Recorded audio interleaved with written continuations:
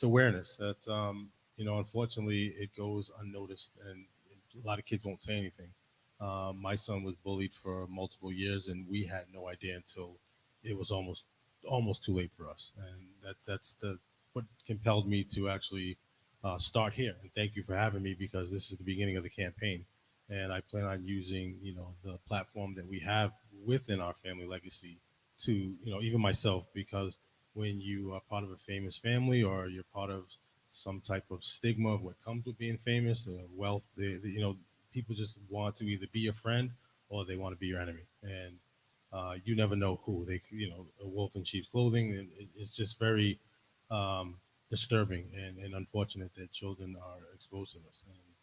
And again, personal experience. My son is a beautiful kid, and for him to be robbed of certain aspects of his childhood due to this, it's just somebody has to say something, and people touch on it and then it just goes away.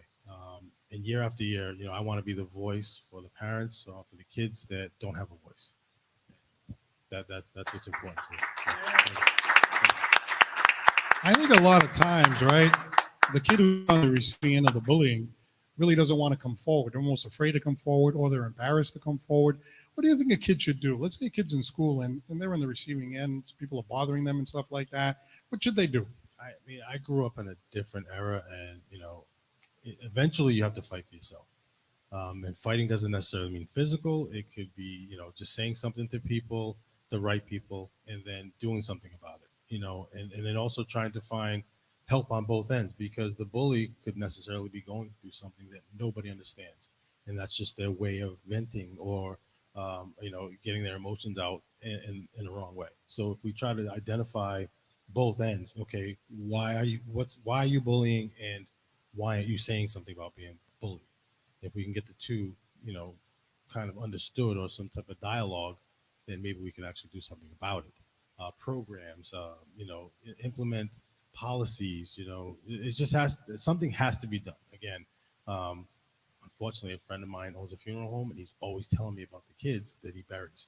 And I'm very fortunate where my son, I literally just left the hospital not even a half hour ago. He's in a psychiatric unit, and I'm blessed that he's there. He spoke up. We're able to get him some help, and their parents don't have that opportunity. It's so sad, because for a kid to get to the point where they would take their own life or something that desperate, that's where you got to say, hey, wait a minute, we have to step in and do something. I mean, I was chased home, and it's either turn around and you kick, or you just run. So, but those I didn't say anything. I don't know why I didn't say anything, but at the end of the day, I started fighting for myself. And eventually, they stopped bullying me. But today is a different world. So going forward, what would you like to see happen? I know you're saying you're starting a campaign. Can you describe a little bit more about what you'd like to do?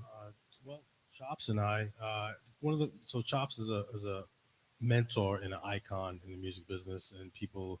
My father, that's one of his biggest fans, and once I started thinking one day, what can I do? What can I actually do? So first thing, I prayed, and then come up with a song, utilize your family platform, utilize every gift and every person around you that you can to get this out. And I thought of Chops because he's amazing, and I want to. So we're writing a song.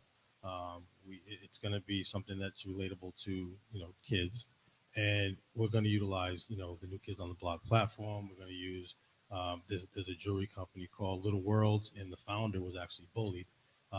She's going to get involved, and we're just going to to have everybody tag it and just create awareness. And that's my goal. And whatever God wants, the path that He lays out before us, we're just going to take it. I know it can be a very painful thing that you've experienced, and this is one of the reasons why you really want to step up, because what's happened in your family, you want it to not happen to other people. Most definitely. I don't want anyone to feel this. I don't want my son to feel it. I don't want other people to feel it. I don't want parents to feel it. The bully itself, there's something that's going on with the bully that needs to be addressed. So step up, and you are my first stop. So thank you for this opportunity, and let's see where we can go with it. Ladies and gentlemen, a great issue, something he's dealing with. Jason McGonigle, ladies and gentlemen, thank you so much.